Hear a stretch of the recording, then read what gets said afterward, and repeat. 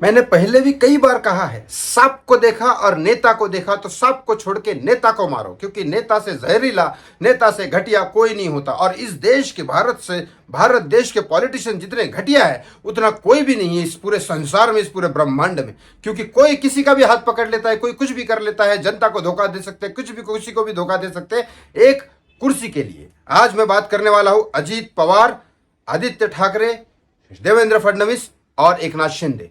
इन चारों का कोई समझ रहा है आपको? कोई किधर कुछ है? आदित्य ठाकरे पहले सबको छोड़ के, जो बाला साहब ठाकरे इनके जो ये थे, उद्धव ठाकरे और आदित्य ठाकरे, बाला साहब ठाकरे के हिंदुनिज्म को छोड़ के कांग्रेस को पकड़ लेते हैं। फिर कांग्रेस के साथ ये सीएम बन जाते हैं। फिर इन्होंने क्या क्या किया सीएम बनने के बाद, ये आपको भी पता है। सुशांत दिशा केस है, कोरोना केस है, बहुत सारे इनके नाम आए हैं। कपाल घर के केस में बहुत सारे इनसे नाम आए हैं। सीबीआई जांच कर रही है, वो अलग बात है, लास्ट में बताऊंगा क्या निकला। लेकिन दूसरी तरफ एक बात करते हैं, देवेंद्र फडणवीस बीजेपी के इंसान, ये भी कोई सुधरे हुए नहीं है भाई।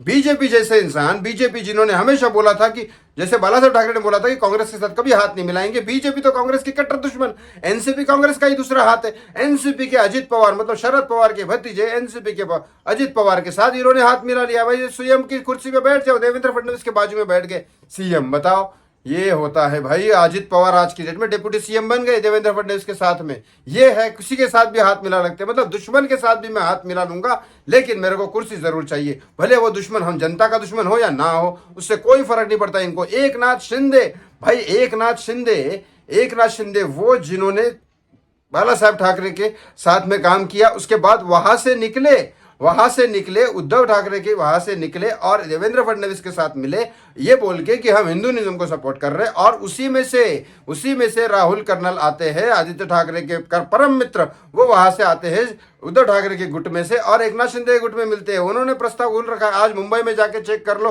भाई, राहुल कर्नल का नाम हर बैनर पे लगा हुआ है, जो बैनर लीगली होते ही नहीं है। लेकिन पॉलिटिशियन का लीगल इलीगल से क्या लेना देना, वो तो इलीगली काम करते जीवन भर, उनके बैनर्स लगे रहते हैं। उस फ्लैक्स के चक्कर में, वो राहुल कर्नल के फ्लैक्स के चक्कर में, आपको पता नहीं होगा, कम से कम 5 करोड़ रुपए गए। 5 करोड़ रुपए अगर रोजगार योजना में लगा देते तो साला कम से कम 500 और विधवा औरतों का जीवन अच्छा हो गया होता, या तो 500 बच्चों का जीवन अच्छा हो गया होता, या उनके एजुकेशन हो गया होता। लेकिन इनको मतलब नाम कमाना है अपना। बाप रे बाप, ऐसे लोग कैसे हो सकते हैं नेता? फिर भी आप वोटिंग करते हो और देश को ऐसे नेता देते रहते हो। चलो कोई बात नहीं है। लेकिन आपको क्या लगता है, अजित पवार भी जो एनसीपी के हैं, जो हमेशा, शरद पवार तो बिल्कुल इन सब के खिलाफ थे। शरद पवार तो बाला साहब ठाकरे के खिलाफ है, शरद पवार तो बीजेपी के खिलाफ है, शरद पवार तो शिवसेना एकनाथ शिंदे के खिलाफ है। लेकिन फिर भी अजित पवार उधर से निकल के आके हाथ मिलाते। तो आप समझ गए कितने बड़े खतरनाक होते हैं पॉलिटिशियन। कभी भी किसी को भी सगा मान सकते हैं, कभी भी किसी के साथ दगा कर सकते हैं, कभी भी कुछ भी कर सकते हैं। जिंदगी भर के दुश्मनों के साथ हाथ मिला सकते हैं कुर्सी के लिए, जिंदगी भर के दोस्तों के साथ पीठ में छुरा घोंप सकते हैं, कुछ भी कर सकते हैं। साला ये अपने दोस्त दुश्मनों के नहीं है तो जनता के क्या घंटा होंगे? इतनी अगर बात आपको समझ में नहीं आती तो मैं क्या, किसी भगवान भी आके आपको नहीं समझा सकता। जय माता दी, जय भगवान विष्णु की जय हो। भगवान भगला करे इस देश की जनता का।